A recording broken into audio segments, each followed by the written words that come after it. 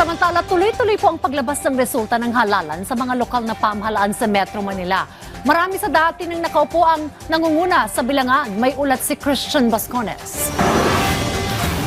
Naging maayos at mapayapa ang pagtatakda ng Hatol ng Bayan 2025 sa buong Metro Manila.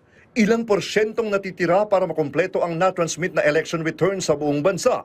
Lumalabas na ang trend sa resulta sa Metro Manila, kung saan marami sa mga incumbent ang nangunguna at ang ilan naman kandidato'y unopposed.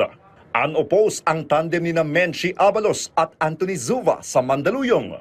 Maan Teodoro at Del de Guzman naman ang lumalamang sa Marikina.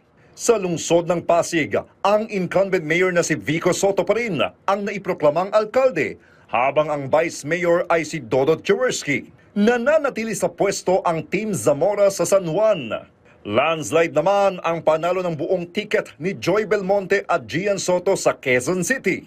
Sa lungsod ng Caloocan, muling naiproklama bilang alkalde si Along Malapitan. At ang nangunguna bilang vice mayor naman ay si Te Carina. Ginny Zandobal at Edward Nolasco naman ang nangunguna sa Malabon. Walang pagbabago sa nabotas, si John Ray Tiangco at Captito Sanchez pa rin ang nanguna.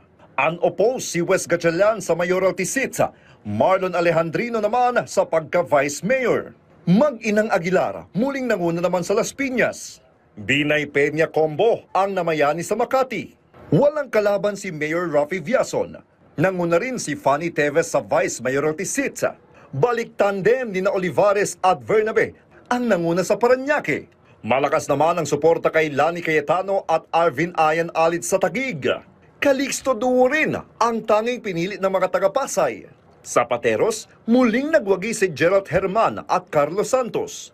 Sa kabuuan, ilang kandidato na ang naiproklama, habang ang iba ay nakatakdang ideklara sa mga susunod na oras habang patuloy ang pagtutok ng taumbayan sa konkretong resulta ng Hatol ng Bayan 2025. Christian Bascones para sa Pambansang TV sa Bagong Pilipinas.